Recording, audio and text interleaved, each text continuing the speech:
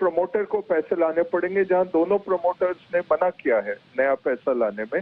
तीसरा है किसी को बेच दें कंपनी, वो अभी कंपनी इस हालत में नहीं है। 350 करोड़ का कैश है कंपनी के बैलेंस शीट पे और सामने इतना बड़ा लोन है। इस बीच सुप्रीम कोर्ट ने याचिका खारिज कर दी है। ये वोडाफोन आइडिया और भारतीय एयरटेल के लिए नेगेटिव है, तो इसलिए हम कह रहे थे कि ये मेक और ब्रेक वाला है। जो भी मूव आएगा, बड़ा आएगा, किसी भी तरफ आएगा, तो सुप्रीम कोर्ट ने टेलीकॉम कंपनियों की याचिका खारिज कर दी है। तो आप प्योरली स्टॉप लॉस के साथ ट्रेड करें, क्योंकि ये खबर अभी अभी आई है और खबर आ चुकी है, याचिका खारिज की है। और सुप्रीम कोर्ट ने जो एजीआर मामले की सुनवाई में जो दलील थी टेलीकॉम कंपनियों की तरफ से, वोडाफोन आइडिया और भारतीय एयरटेल की तरफ से, उसको इनकार किया। तो ये है आपके लिए इस वक्त बड़ा डेवलपमेंट होता हुआ दिख रहा है। बग्गा साहब, क्या आपको लगता है कि फिर वाकई में ये आसान होगा वोडाफोन आइडिया के लिए पैसे जुटाकर सर्वाइव कर पाना, यह मामला मुश्किल है? शायद भारतीय एयरटेल के लिए उतना मुश्किल ना हो, लेकिन वोडाफोन आइडिया के लिए क्या ये आसान होगा, या फिर आसान तो नहीं होगा तो भी क्या वो कर पाएंगे?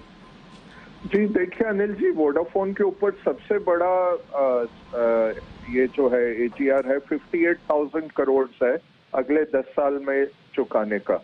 तो अब इसके सामने 3 विकल्प हैं कंपनियों के। एक तो या तो ये आरपू इंक्रीज करें, जैसे एयरटेल ने कल अपना कॉर्पोरेट में इंक्रीज किया मिनिमम मंथली पोस्टपेड प्लान्स में, बट वो केवल 5% कस्टमर्स को इम्पैक्ट करता है, 20% रेवेन्यू पे उसका इम्पैक्ट है। बहुत छोटा एक मूव है, तो इनको आरपूस बढ़ाने पड़ेंगे ताकि ये गोइंग कंसर्न रहे।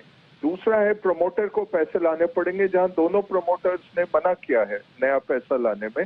तीसरा है किसी को बेच दें कंपनी, वो अभी कंपनी इस हालत में नहीं है।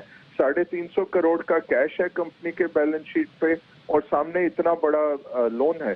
तो आप देखिए जिस तरह से बैंक निफ्टी अभी सेल ऑफ हो रहा है अनिल जी, वही है कि फिर इशू आ जाती है एंड में, मैं और आप tax payers are going to pay for this अगर ये लोन्स इनके बैड लोन में तब्दील हो गए, क्योंकि बैंक्स ने बहुत बिना सोचे समझे ये स्पेक्ट्रम के अगेंस्ट लोन दिए हुए हैं, जो हमने देखा है ऑलरेडी आरकॉम के केस में कुछ हाथ में नहीं आया बैंक्स के।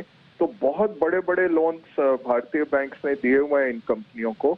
तो अब यही है कि सरकार या तो कुछ अधिनियम लाए, इनको या तो कुछ रियायत दी जाए सरकार की तरफ से, या फिर कुछ ये रिस्ट्रक्चरिंग हो, नहीं तो ये बैंक्स के ऊपर भी इशू आ सकता है, ब्रॉडर इशू बन सकता है।